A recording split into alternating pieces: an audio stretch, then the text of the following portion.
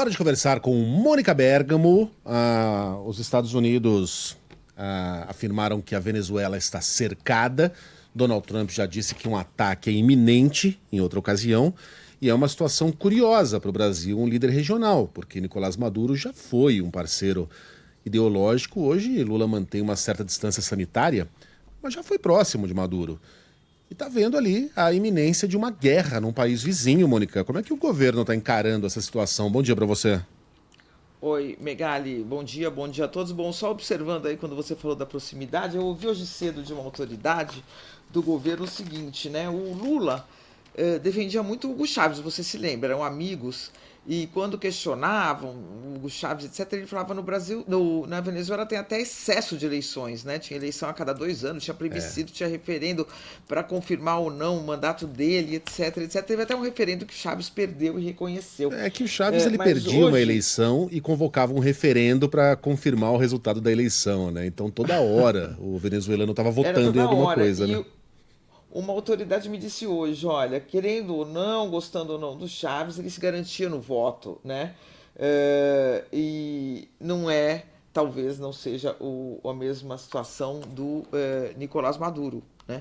Então o governo brasileiro está observando com muita preocupação, Megali, uma preocupação cada vez maior, o acerramento das tensões entre os Estados Unidos e a Venezuela, mas nessa situação delicada. O governo é frontalmente contrário a qualquer intervenção armada na Venezuela, qualquer avanço norte-americano sobre territórios latino-americanos que abriria um precedente considerado perigosíssimo, né? Quer dizer, começa com a Venezuela, depois agora é a Colômbia que está sendo ameaçada. Onde é que isso vai parar, Megali?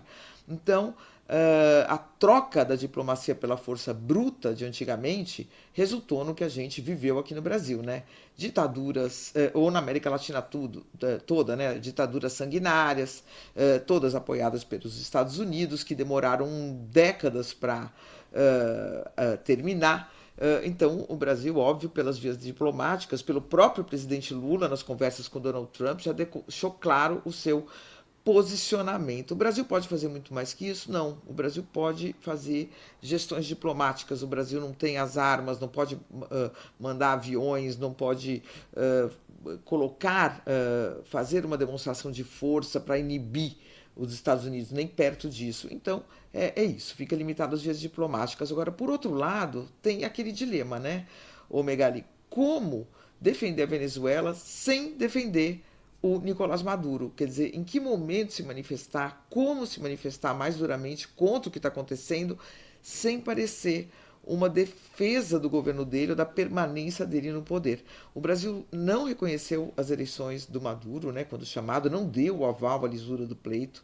No PT há hoje apoiadores ainda do governo do Maduro, mas há na maioria, né, nas forças majoritárias do partido, uma resistência, né, a qualquer tipo de defesa do presidente da Venezuela. Eu conversei hoje cedo com uma das maiores lideranças do PT, o partido do presidente da República, que me disse o seguinte, Megali: nós não sabemos o que os Estados Unidos, para além do evidente interesse nas riquezas venezuelanas, tem em mãos, né? Quer dizer, como é que a gente vai sair defendendo abertamente?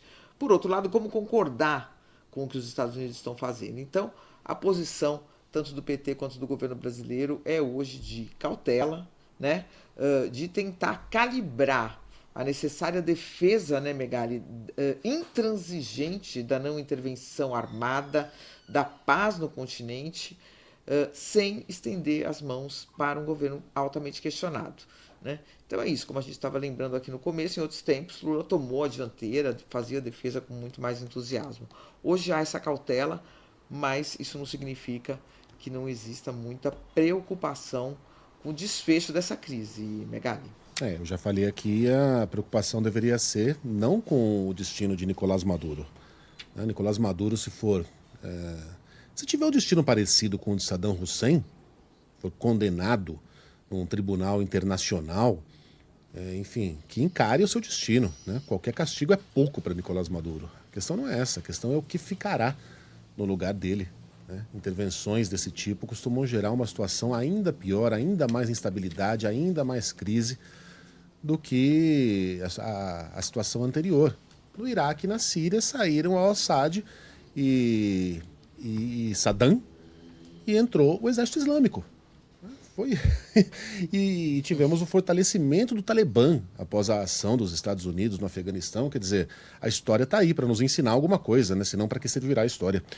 E Mônica Bergamos volta com outros furaços, notícias sempre exclusivas, amanhã neste mesmo horário. Boa terça para nós, Mônica. Até. Até amanhã.